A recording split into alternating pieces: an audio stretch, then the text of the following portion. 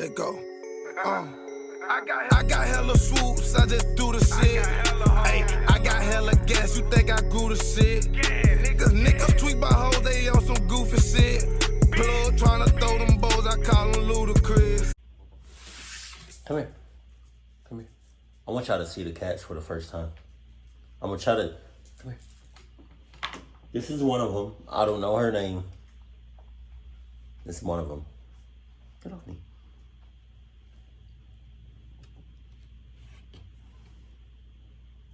What? And we have cats. Animals. So something paranormal activity happens, get off my laptop. Get off.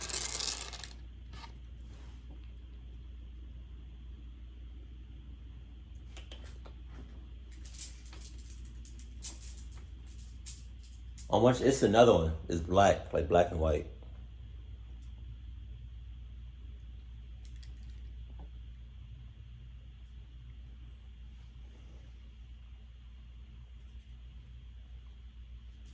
The black one, I don't know what the black one's doing, but I just wanted y'all to see the cats.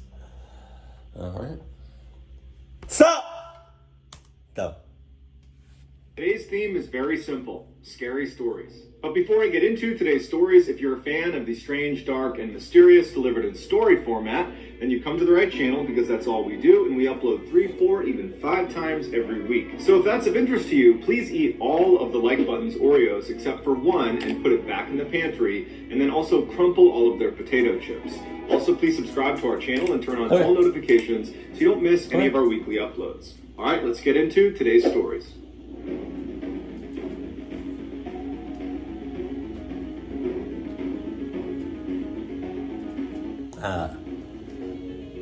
Entrance to the hell. In 2010, an avid caver named Jeff decided to go to Madagascar to explore a natural cave shaft he had discovered years earlier. He arrived in country, he got a rental car, and he hired a guide to take him out to the area where he knew this cave was going to be. When he got out to that area, he used his notebook where he had taken notes the last time he was here, and he used that to find the opening to the cave. He paid the guide to stick around at the car while he went down and explored this cave. Oh my God.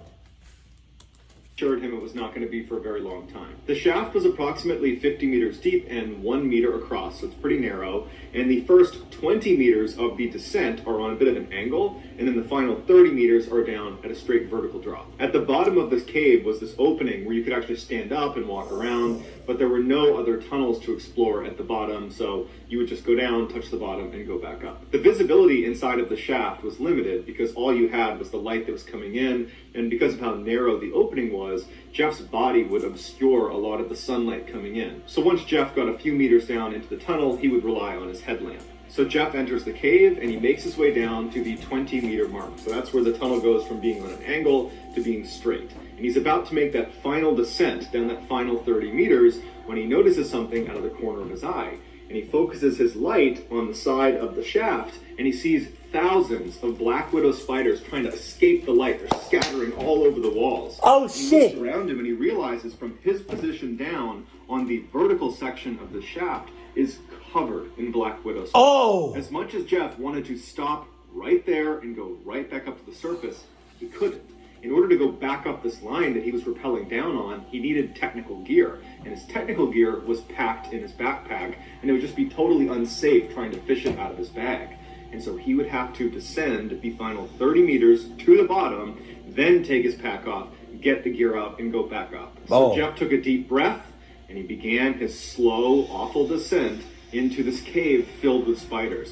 Periodically, as he would bump into the wall, he'd hear them scatter all over the walls, and then he saw them climbing on his sleeves, and he would brush them off his sleeves. He saw them on the rope, he's trying to brush them off. He finally gets to the bottom, and he can hear the spiders on the wall, just crawling all over the place. He takes his bag off, and it's covered in spiders. He opens it up, spiders crawl out of his bag. God damn! Hold on. I don't like that shit. I don't like creepy crawly insects. Fuck.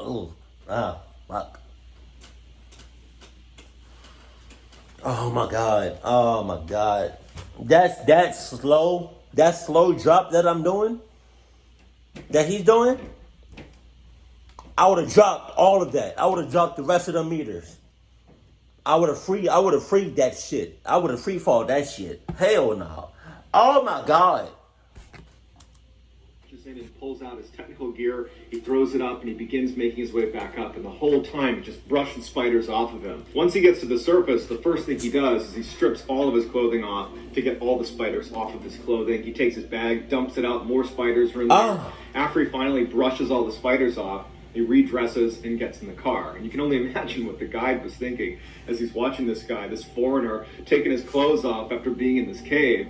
But luckily, he doesn't get bit. He gets in the car with the guide, and they start heading back towards the city. As they're driving, he takes his notebook out, and he scratches off the title he had given this cave from the last time he was here, which was the Crooked Tube. He scratches that out, and on top of it, he writes, the entrance to hell. God damn. Pine Tree Farm. In 2006, a 14-year-old boy named Evan lived on a farm in North Carolina. This was not a typical farm with animals and crops. It was a pine tree harvestry. Pine needles are a big landscaping commodity, and Evan and his family made their living baling pine straw every year. As such, their main living house on the farm was situated right in the middle of 550 acres of perfectly lined up pine trees. Damn. They did not have any neighbors nearby, and there was only one road that led into the property, which from the main house, they could look out and basically see through the rows of trees all the way to the beginning of this road, which meant any visitors were really easy to spot. The main house was built on a very slight hill, which meant one side of the house was effectively built on stilts to compensate for the angle. And on that side of the house, on the first floor, was the living room. So anyone who was in the living room looking out the window, they basically need to look at a downward angle to see the ground. It would actually seem like you were on the second floor, but really you're on the first floor. The window in the living room was very unique. It stretched almost the entire length of the room, so almost 50 feet across. And at night, you could see animals darting between the different trees because you could see down the rows. And so that was pretty creepy. And then just the fact that this window is so big, if you're in the living room at night, you just felt really exposed. So between the creepy animals running around and the level of exposure and vulnerability, people basically avoided the living room anytime they were in the house at night. That winter, Evan's cousin came to stay with him on his farm, and because the main house did not have any extra bedrooms, Evan and his cousin would have to sleep in the living room. There were two couches inside of the living room, one that was right underneath the 50-foot-long window, and then another which was on the other side of the room against a wall that did not have a window. And so Evan would be sleeping on the couch right under the window, and his cousin would be sleeping on the other couch. The first night Evan's cousin was there, they put this big sheet up over the window, but it only blocked like 75% of the window. The two flanks of the window were still exposed, but where the couches were lined up, they were kind of blocked by this sheet, so it gave them a little bit of privacy. After goofing around for a while, the boys finally fell asleep around midnight, and then they woke up a couple hours later because they heard Evan's dogs barking way off in the pine trees. Now, Evan was used to his dogs running around the property and barking at other smaller animals, and so just them barking was not necessarily a red flag. But the barking persisted to the point where Evan's cousin got up off the couch, moved across the room to the opening of the window that was not covered by the sheet at the foot of where Evan was sleeping. Now, Evan was still laying on the couch. He was not going to get up and look out the window, so he's looking down at his cousin, kind of looking at his face to get some sort of a read on what he's seeing. And he notices his cousin has this really perplexed look on his face, like he's squinting his eyes and trying to make sense of what he's looking at. And so Evan looks at him and says, "Hey, what's going on? What do you see?" And his cousin's like, "I don't know if my mind's playing tricks on me or not, but I'm pretty sure I see people out there." At this, Evan jumps off the couch and runs over and butts up right next to his cousin so he can look out the window too. And he's scanning out amongst the rows of trees because there's just a mile of pine trees. And the first thing he notices is the moon is very bright that night. So there's good illumination. And there was a light snow covering on the ground, which really added to the illumination. He's looking out maybe 100 meters when he sees someone's leg extend from behind one of the pine trees as if they're stepping into the space between a pine tree column. And he's staring at it, and he can't believe he's even seeing anyone walking around this area because he didn't see anybody come in on the road, and they have no neighbors. And so he's looking, and then a body follows the leg. A person walks from one row to the next. This tall, dark figure just walks calm as can be between the two pine trees. And Evan just grabs his cousin, and he's like, "Did you just see that?" And his cousin's like, "Yeah, I saw that." And so they continue to look in the direction of where this person crossed. Did you just see that? No. What you talking about? Who you talking about? Who you talking to? Who you talking to? Who you talking to? What you talking about? What you talking about? What you talking about? Who you talk to? What you? Huh? I ain't see nothing. I know you can go ahead. You can go outside, check it out. You know. And if you survive, don't come back, because I'm not gonna open the door or any windows for you. So yeah. Talking about, did you see that? What you talking about? What you talking about? What you talking about? Who you talk to? Who you talk to? Oh. And after a couple of minutes, they see another leg now emerging, going the other way, back towards where that first person had come from. So the leg kind of extends into this gap, and this tall figure walks across into the next row, except now, instead of going just directly across, it looks like they're moving at an angle closer to the main house property. The boys look at each other and they don't know what to do, so they just keep looking out the window in stunned silence. And as they're looking, they see this person emerge again, except now they're not 100 meters away, they're like 20 meters away. God damn! I don't know how they were able to move that quickly without being seen. And this time when the leg comes out from behind the pine tree, instead of walking across the gap, it stops right in the middle, and it turns and looks directly at the boys in the window, and then begins running toward them. The boys practically fall over, trying to get away from the window. Evan's yelling for his father upstairs, and the boys instinctively just start running around the house, locking every door, shutting every window, and that should have already been done. That should have already been done! Going from door to door, the anxiety is growing and growing because they think, if I don't get there fast enough, this person who is running towards the property is going to come barging through that door. And so at every door, their anxiety is through the roof, but they manage to shut everything. Everything is locked right as Evan's father comes charging down the stairs. He's got his gun in hand, and he's like, what's going on? And they say, there's someone out in our property. Their dad charges out the front door. The front door is not on the same wall as the living room. It's on the side of the house. So once he goes outside, he's going to need to turn to the right to look out in the direction they were describing. He bombs outside, he stays on the porch, and he starts yelling at whoever's out there that if you come over here, I'm going to shoot you, get the F away from here. And then there's silence. And the boys are waiting, they're looking around, they're checking the window. They don't see anything. The dad comes back inside, he shut and locks the door, and he tells Evan, keep an eye out. If you see him again, you let me know. Evan would reflect on this experience later on and say, we really should have called 911 at that point. But as a kid, I just understood that that's the way my family did business. We kind of took care of ourselves. And so even though there is a threat of some stranger who's running at our property, we were not going to call the cops. And so his dad effectively was telling him to be a lookout. And so Evan and his cousin, they go back into the living room and they kind of go up to the window. They're a little bit apprehensive and they're looking out. And after 5-10 minutes of looking out the window and not seeing anything, they're thinking to themselves, Evan's dad's a pretty intimidating guy. And he was just out there screaming and yelling with a gun, threatening to shoot them. So they probably got the message and they're probably gone. And so the boys got back into their couches, and it took them a while, but they did ultimately fall asleep. The next morning when the boys got up, the first thing they wanted to do was go out there and see if they could find footprints from this person to kind of confirm it really was a person. Because part of them thought, maybe we didn't see that. Maybe that was our imaginations. They don't know. And so they start by going out the front door, so not on the same wall as the living room. They go out the front door, they turn, and they walk down into the trees. And they're looking around, and they find some footprints. So they're confirming to themselves, okay, there was someone out here. It wasn't us. This is not our footprints. We found them. So they start following the footprints back towards the property, and they realize at some point there are two distinct sets of footprints. There were two people out here. And even worse is they followed them all the way up to the house. And there were two different circles of footprints that stopped right underneath the living room window. God damn. Along the two flanks of the window where the sheet was not covering. Oh my God. Which means over the course of the night, when Evan and his cousin were up at that window looking out, there's a good chance that one or two strangers were tucked up against the side of the house. And they would not have seen them because of the angle out of the living room window. It was steep because of the stilts it was on. And so anybody that was tucked up along the side, they'd be in a blind spot. And then for sure, after Evan and his cousin got back into bed and were sleeping, there were two strangers who were right up against those windows, probably pulling themselves up to look inside. When Evan's father found these footprints, he immediately grabbed his gun and tried to follow them back into the woods to see where they came from, but unfortunately the snow cover wasn't complete, and at some point they lost the tracks, and they never figured out who those two people were. Evan would say, following this event, his cousin refused to ever come back over his house for a sleepover. I'm saying, The woman didn't get yeah, right. Yeah, all right.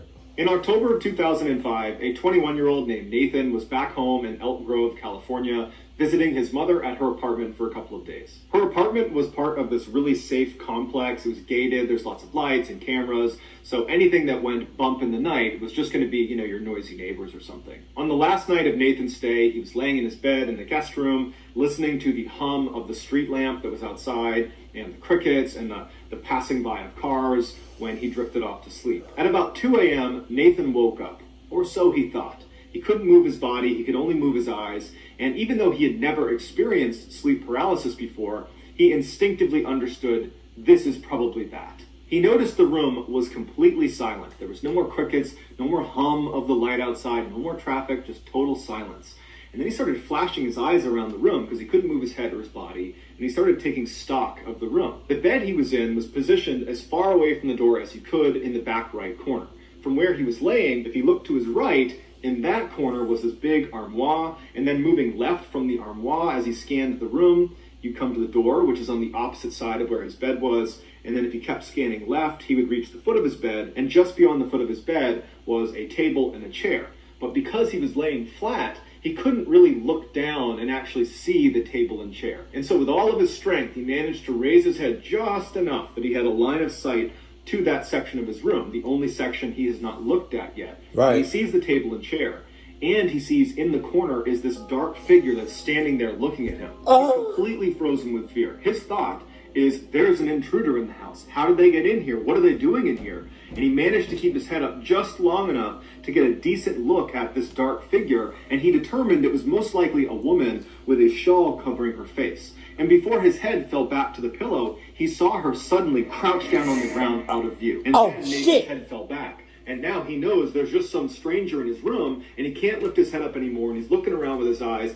He sees the armoire, he sees the door, he can't see that table and chair, and then he hears the sound of someone slithering along the ground out of view. And he can hear her breathing as she's getting closer and closer to the edge of the bed. And he's laying there terrified.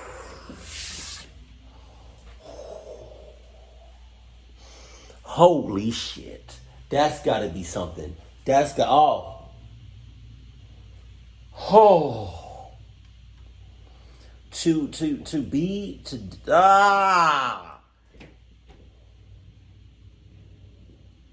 To be in a position where you can't move, but you hear something and you can't see it, that's terrifying as hell. He's so scared he can't even make a sound, and he's telling himself this has to be a dream. Wake up, wake up, wake up. And he's laying there, and this woman, she stands up and she leans out over his bed and she looks at him, and her face is pale and her eyes are sunk way back in her head. And then she begins to slowly crawl on top of him, and Nathan's sitting here looking at this woman. He wants to close his eyes, but he can't. And he just feels his chest being pressed down. He can hear the sounds of the springs compressing all around him as this woman positions herself on his chest. And then he finally manages to let out a scream, and then suddenly he's awake. The woman's gone. And he sits up and he's looking around. There's nobody in his room. The familiar hum of the light and the crickets and the traffic outside, they all return. And his mom comes running in the room, and she's like, "Hey, are you okay? I heard screaming in here." He said, "Oh, no, I had a bad dream. I'm fine now." No, you're not. Terrible dream, but I'm fine now. And his mom's like, "Okay, all right, you need anything?" And he's like, "Nope." So she comes over, she gives him a hug and a kiss. She goes back to bed, and he would go downstairs, flip on a Disney movie, actually Aladdin, and he would fall asleep with a Disney movie on and with lights on. And there was no more sleep paralysis that night. The next day, Nathan got up and he headed back to his house, and he couldn't shake the experience. He had never had sleep paralysis before, but it was just so much more terrifying than he ever would have imagined. And he's just thinking to himself, I can't believe there are people that put up with this on any sort of regular basis. But, after a couple of days and getting home and not experiencing any sleep paralysis, time went on and he just kind of forgot about it. A few months later, in March of 2006, Nathan is at this big family party in Chico, California, big outdoor barbecue, all of his family's there, and at some point his sister shows up. His sister was not supposed to be attending this party, so it was a great surprise. He hasn't seen her in a while, and he immediately pulls her aside to catch up with her. And so for the first hour of their conversation, they're just chatting about their lives and what they're up to. Towards the end of their conversation, Nathan suddenly felt compelled to share his sleep paralysis experience with his sister. And the reason he wanted to was because he knew that she knew that he was actually a skeptic. And so she would believe him. If he's telling her this is what happened, she would believe that that's what he saw. And so he starts by saying, you know, I had the weirdest experience at Mom's apartment just a couple of months ago. I'm pretty sure it was sleep paralysis. And his sister immediately butts in and she goes, wait a minute. I had sleep paralysis for the first time in my life 2 weeks ago at Mom's apartment. It was horrible. I was in the guest room and then I saw this woman and she was like standing on me. I thought I was going to die. It was horrible. That's exactly what happened to me. I was laying in the guest room and I couldn't move, and then I saw a woman in the corner and she stood on my chest. They proceeded to go over all the details of each of their stories, and they discovered that they had had almost the exact same experience. And at the end of it, they wanted to have a rational explanation for how they both could just somehow have their only sleep paralysis experience in the same room. Question. Has there ever been a time, I don't know if I ever reacted to a video like this, but like, you got two people in the room. One of them has sleep paralysis and they experience like paranormal shit, right? But then the other person is also in the room, but that person is up and wide awake. I wonder what that person would see to the person that's experiencing sleep paralysis.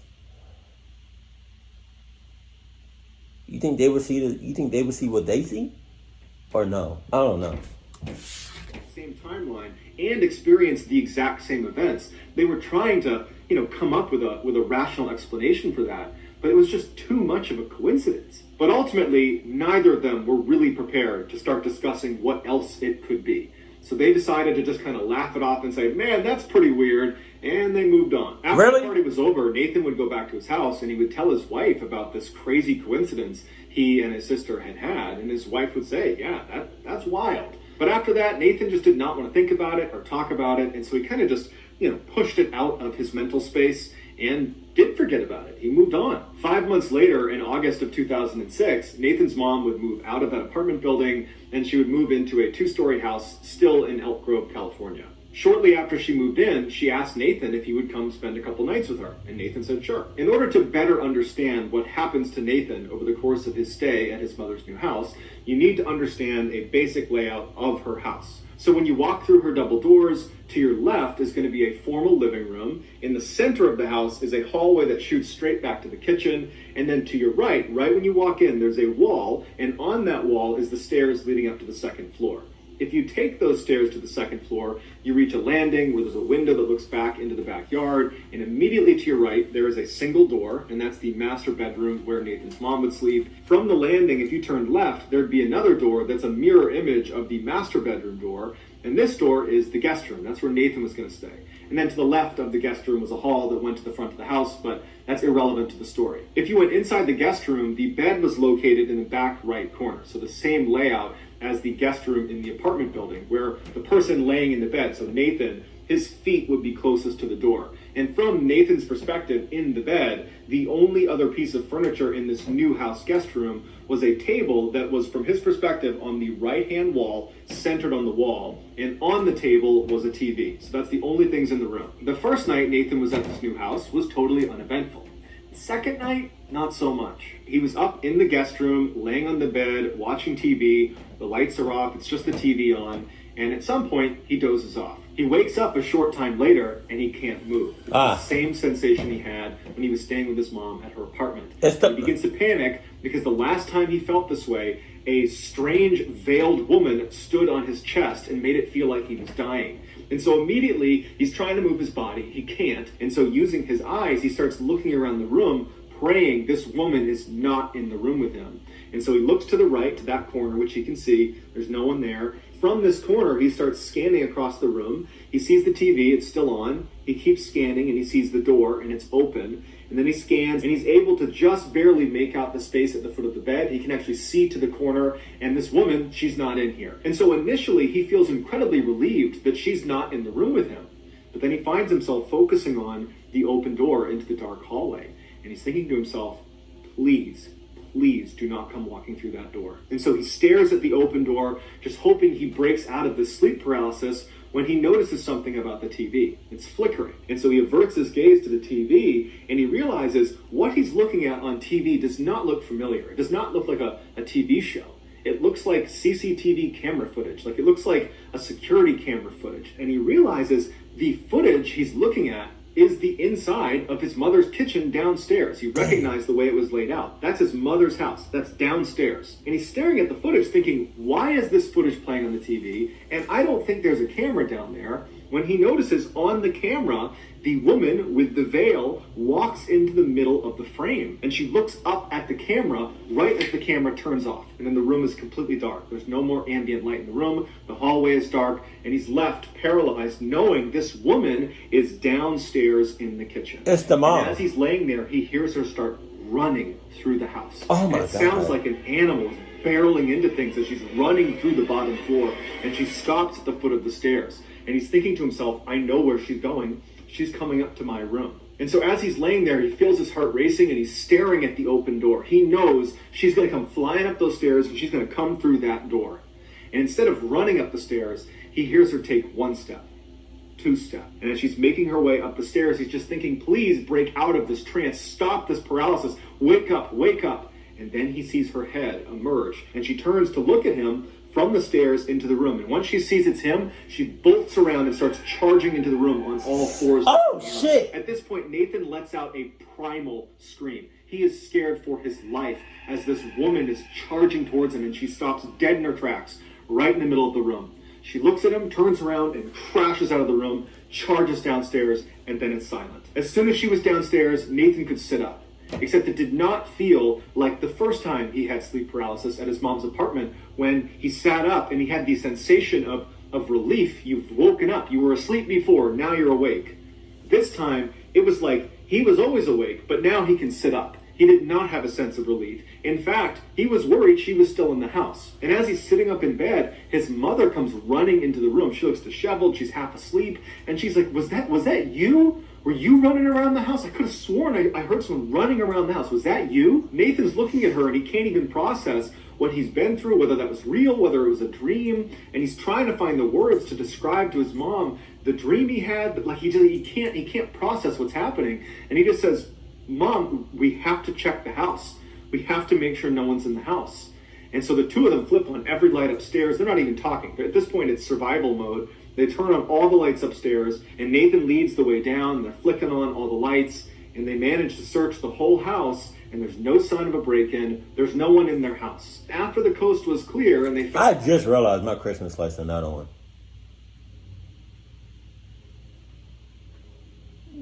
I thought it was plugged in. But so when I looked out the corner of my eye, my right eye, I noticed it was dark behind me. But I was like, I thought it was plugged in. So I was like, why is it dark behind me when my light right there is on? Don't tell me that some paranormal shit. Nah, it's just not plugged in. How much time I got left? I mean, the video is almost over, so I'll just keep it unplugged.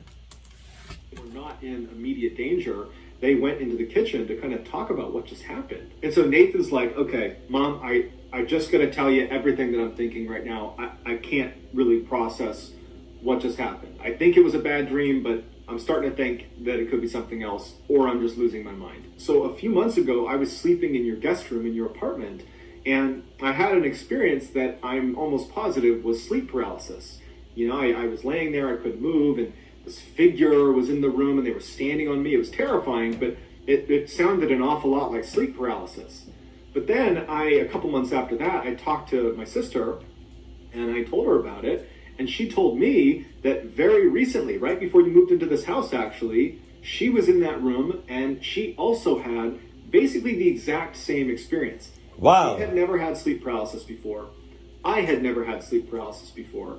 So we basically had the exact same horrifying experience in the same room around the same time. And then just now, tonight, I had another sleep paralysis experience with the same woman who's running around the house. And you just said you heard her running around the house. His mom looked really concerned, but she wasn't shocked. She says to Nathan, I have seen this woman.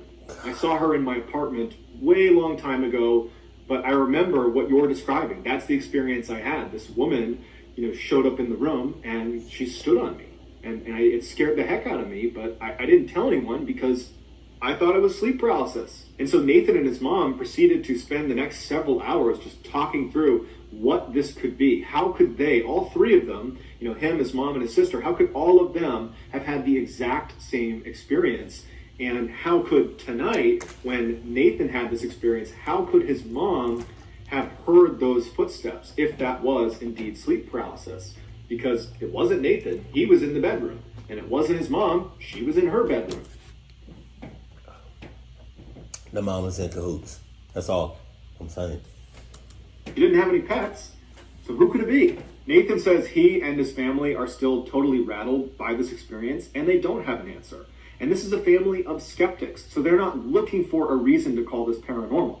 They simply don't have the answers. Nathan has said that he, his mom, and his sister have not had any further experiences with the woman in black ever since that last experience Nathan had, and they're just hoping it stays that way. So that's going to do it, guys. If you found the secret in today's episode, let us know in the comments what it is and where you found it. Give us the timestamp. And if you're the first person to do that, we will pin you at the top of the comments section. If you enjoyed today's video and you haven't done this already, please eat all of the like button's Oreos except for one, and then put the box back in the pantry. And also crumple all of their potato chips. Also, please subscribe to our channel and turn on all notifications so you don't miss any of our weekly 3, 4, and even 5 video uploads. If you want to get in touch with me, you can direct message me on Instagram or on Twitter, where my username is the same. It's JohnBallen416.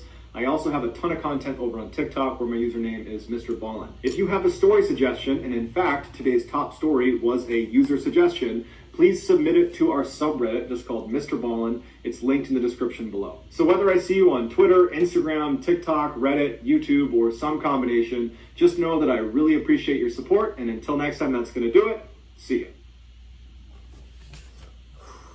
Yo, that last story, the mom was definitely in cahoots. Hell no. Oh my God. I've experienced sleep paralysis one time, but not to that extent. I remember I was in high school. I woke up, I had to go to school, but it was broad daylight too.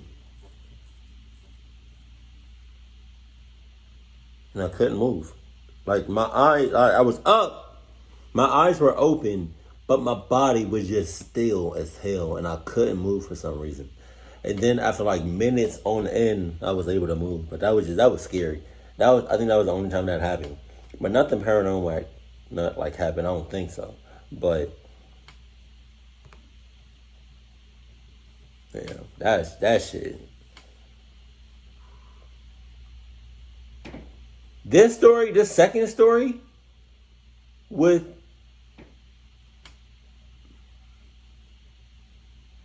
as a man, the father got the father.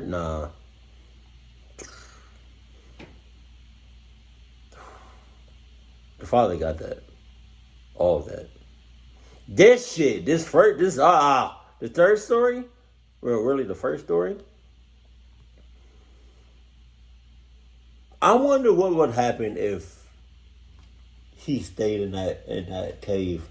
I think he would have clocked up and would have never came out. But that's one of my biggest fears, is to have creepy crawlies on me, covered on me. Oh my God. Like, can you imagine, like, think about it. Like, imagine you in bed, you wake up,